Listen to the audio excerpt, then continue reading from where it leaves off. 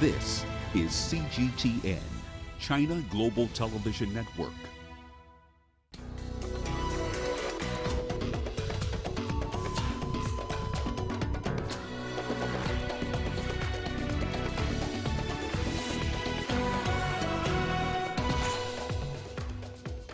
Over a dozen people killed in a gas explosion in Pakistan.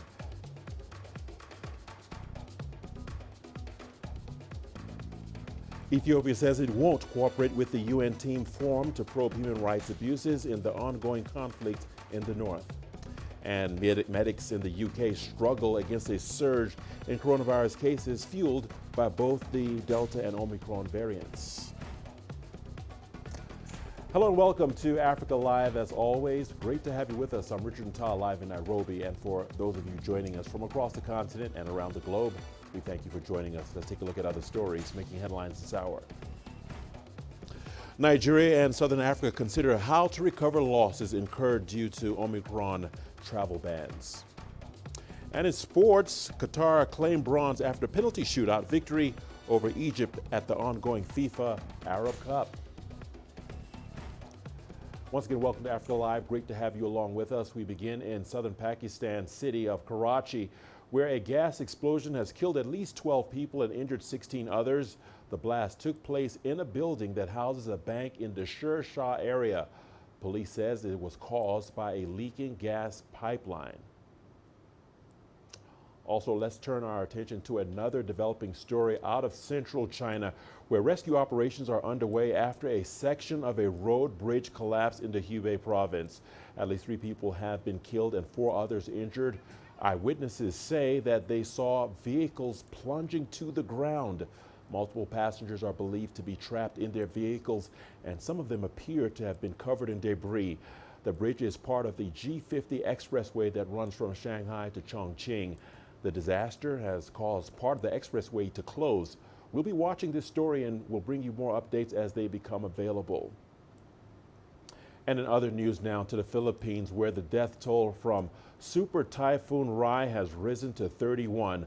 The storm made its first landfall on Thursday and is said to be the strongest to strike the nation this year. Officials estimate over 300,000 people have been displaced. Strong winds and floods inundated homes and toppled power lines. Authorities say most of the deaths were caused by fallen trees and drowning. Philippine President Rodrigo Duterte has announced that he will visit affected areas to assess the damage as the government prepares funds for disaster response. And Ethiopia says it has and will not cooperate, with a UN team formed to investigate human rights abuses during the unrest in the north. This comes a day after the United Nations Human Rights Council voted to launch fresh investigations into Ethiopia's conflict. Ethiopia's government forces have been engaged in battle with rebels from the northern Tigray region for over a year. A 3-person UN team with a year-long mandate is expected to carry out the probe and report rights abuses in the country. Ethiopia has denounced the decision to set up a new inquiry into the war, saying that it had already cooperated into earlier probes. Meanwhile, the conflict has continued with ongoing fighting beyond the borders of Tigray. Our office continues to receive credible reports of severe human rights violations and abuses by all parties. The humanitarian impact of the conflict is increasingly dramatic. Acute food insecurity now affects more than 9.4 million people in northern Ethiopia, according to OCHA. Within Tigray, 5.2 million people, that is roughly 90% of the population, are in need. Only limited UN-organized humanitarian supplies have been able to enter Tigray since July, including food and vital medical supplies. In June, OCHA estimated that at least 400,000 people in Tigray were living in conditions of famine. In light of the prolonged conflict situation and given the seriousness of the allegations, it is clear to us that the international community has to assume its responsibilities and that this Council has to fulfill its mandated role, including with regard to prevention. Mr. Vice President, this resolution and the mechanism it proposes are in our view a positive and necessary contribution and complementary addition to ongoing efforts for peace and justice for the people of Ethiopia. CGTN's Groom Chala has more on the Ethiopian government's reaction today and the current situation at the front lines in the north of the country. The Ethiopian government has a few hours ago released a strong statement against the decisions made by the UN Human Rights Council. It reads, just a point, this action by some in the council is an attempt to find a way, an alternative way of meddling into internal affairs of the country and will not serve any purpose except exacerbating the situation on the ground. It reads, Richard, Ethiopia from the onset was rejecting this meeting, calling it unnecessary because it was working its own Human Rights Commission, which was very credible, by the way, was jointly working with the UN and had published a report which was accepted by many member states before, and that was expected to be implemented. However, now the decision was made. As you remember, so many African states were not even happy of the organization of this meeting itself, and no African state voted for that. And this statement continues saying that Ethiopia will not cooperate with the team that was formed as it was imposed on it. Its human rights situation is an internal affair. The international community is expected to work with us. Ethiopia is unhappy and it will not cooperate, according to the statement. We generally take it that the UN Human Rights Council is attempting to meddle in the internal affairs of the sovereign state. This meeting was used by nations that want to use this opportunity to attack Ethiopia. Let us be clear, Ethiopia will not accept the outcomes of this meeting. We are in fact disappointed by the decisions made, because it has abandoned the positive efforts exerted by this government. And we should be honest, this decision will shadow any other future engagement we shall have with the UN body. The other main thing is that we have noticed which nations are our true friends and which others are our foes and would like to take advantage of our challenges. Unfortunately, war continues in the north between the Ethiopian National Defense Force, other armed force under the Prime Minister's leadership, who was there a few days back and now is in Turkey for the for the Turkey-Africa meeting, and that mission in the north is continuing. The TPLF force are also fighting against the government force, but they are being pushed further away by the day. Last night we have heard the breaking news, the last stronghold called Waldia, which is located in the border town, in the border between the Amhara and the Tigray regional state, is now a strategic location where war is intensified. In the next few hours, the NDF is saying that they will finish the job of taking the forces of the Tigray away from the Amhara regional state. They have already done that job of freeing lands of the Afar regional state. So war has now come to narrow places in the Amhara and Tigray regional state border towns. We should report that airstrikes have continued. The TPLF is saying civilians have been affected. The government is saying that strategic military locations were the ones being targeted, and it was a successful mission. So generally speaking, war is in continuation in the north. Mali's Foreign Affairs Ministry has said Chad plans to deploy 1,000 additional soldiers to Mali to reinforce its troops battling insurgents there as France withdraws its military presence in Africa's Sahel region. Chadian soldiers make up nearly 1,400 of the United Nations' 13,000 troop peacekeeping force in north and central Mali. French troops are leaving Mali's Timbuktu. Earlier, they pulled out of the Kidal and Tassal bases in the north. Meanwhile, President Emmanuel Macron has canceled a two-day trip to visit French troops in Mali. It was set to begin on Monday, but has been shelved as he deals with France's deteriorating COVID-19 situation. A security analyst in Bamako says the gains made in the war against jihadists risk being lost once the French forces leave. Without French troops, we would no longer be talking about Mali today. However, what should be done? In my opinion, Mali should pull itself together so that the whole analysis of the situation can be done in good conditions and Mali can come out of it well. At the time when the United States wanted to step up Africa Command, which is the command of American troops in Africa, I had envisaged that we would break this deadlock by structuring the zones of Mali into 4 defense zones, and that each zone would be directed by an international force. We could give each of these zones to France, another to the United States, Russia or China. Then it would be up to each of these great powers to take care of not only of the security, but also of the development and viability of these regions. In the United Kingdom, medics are worried that the Omicron variant is threatening efforts to fight the pandemic. As the variant spreads faster, the country's health facilities are dominated by COVID-19 patients. This despite half of the population being vaccinated with the 3rd jab. Here's Michael Voss with more. The first all-night vaccination centres have opened in England. With a record 93,000 new daily cases, the rush is on to contain the highly contagious new Omicron variant. Almost half the population, though, have now had their 3rd jab. Hospitals are reporting a rise in the number of patients in intensive care, some of who have been double vaccinated. I don't think it's going to happen. I've been double jabbed as well. May and July I was jabbed. And I did say if I hadn't been vaccinated, I probably wouldn't be here. Doctors at this hospital fear it's going to get much worse. So all of the meetings that we've attended insofar as the network is concerned, where modelling is taking place, the message is clear that this looks like it's the calm before the storm. There are reports the UK government is considering a short 2-week circuit breaker lockdown, though this could face stiff opposition from many in the ruling Conservative Party. There were long queues at the Eurostar railway station in London on Friday night as passengers tried to take the train to France before it closed its borders to people travelling from Britain. France is also seeing a surge in COVID cases, leaving its hospitals under pressure. The Mulhouse Hospital ICU is currently at full capacity, as patients have been coming in for the last 20 days.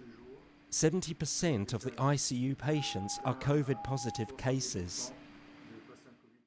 France has reopened large venues such as this velodrome for mass vaccinations and is now offering them to 5-year-olds.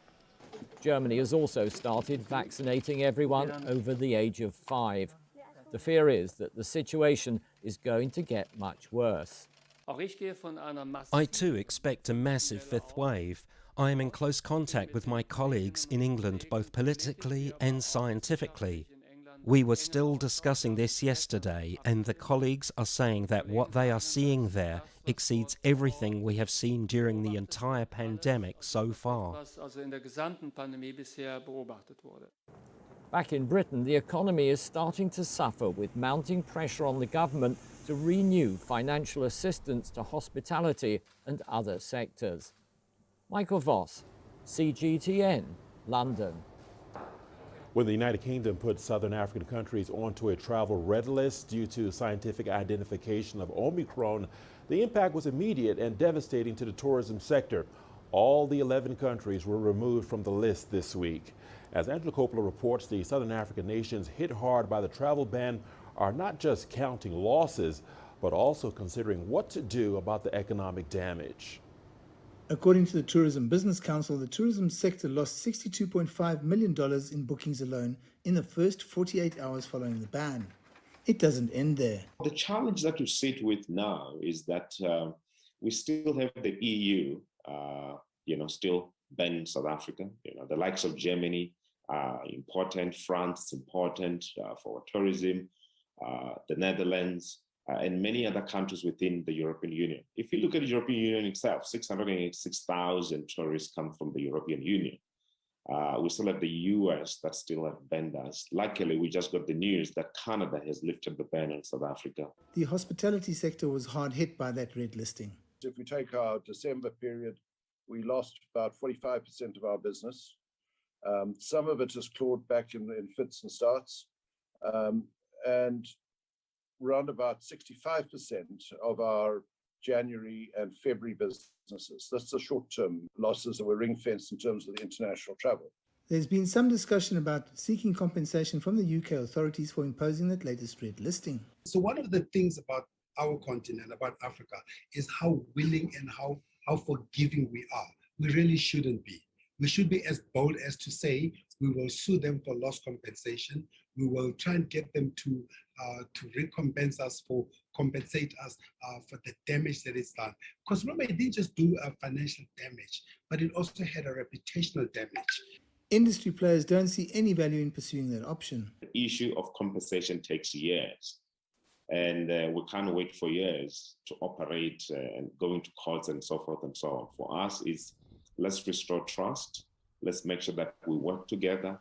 Let's put the red listing issues aside into the history books. I think there should be some consequences, but I think you've got 5 chances of getting a settlement, I think, on this. This is a worldwide problem that we've got to deal with.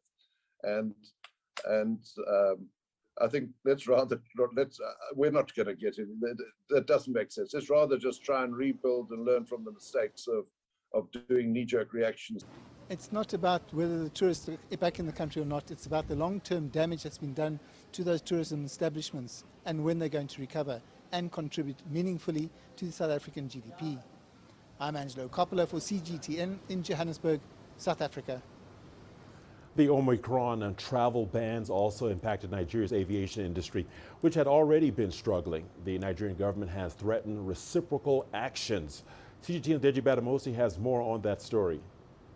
Nigeria's aviation industry was already facing a very difficult struggle recovering from the prolonged stoppage of aviation activities following the outbreak of the COVID-19 pandemic last year, when the flight restriction over the Omicron variant was suddenly imposed on the country.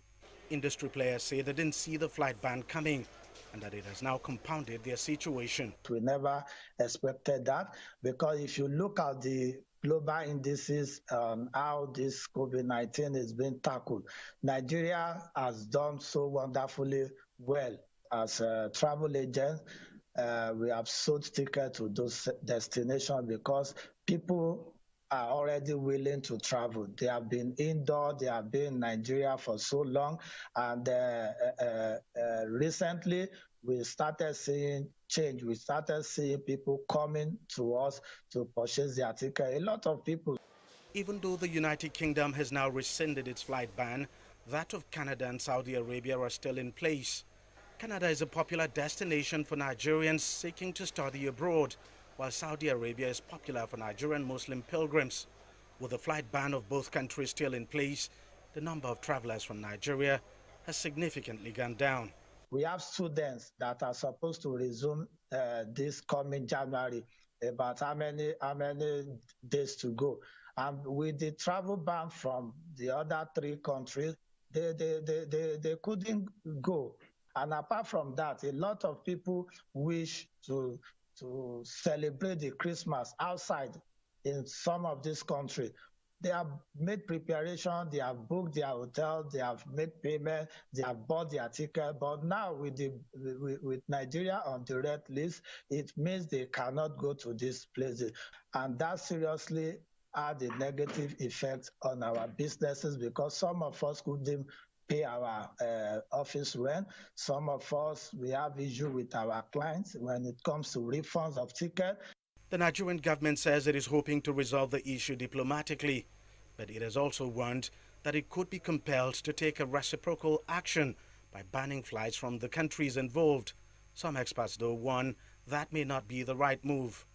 My personal calculation is that we will lose a lot, because most of the earnings we get in aviation is from the foreign airline. Except they want to tell us they are not making money. And that's why I said that for the past 20 years now, we have to find out how much money we are making out of the commercial agreement. By my calculation, it cannot be less than $40 million in a year. The government is still pursuing the diplomatic option to resolve the standoff. It has not said how far talks have gone and if there's any resolution in sight. But for as long as the travel ban remains, the aviation industry will continue to bear the brunt. Deji Badamosi, CGTN, Lagos, Nigeria.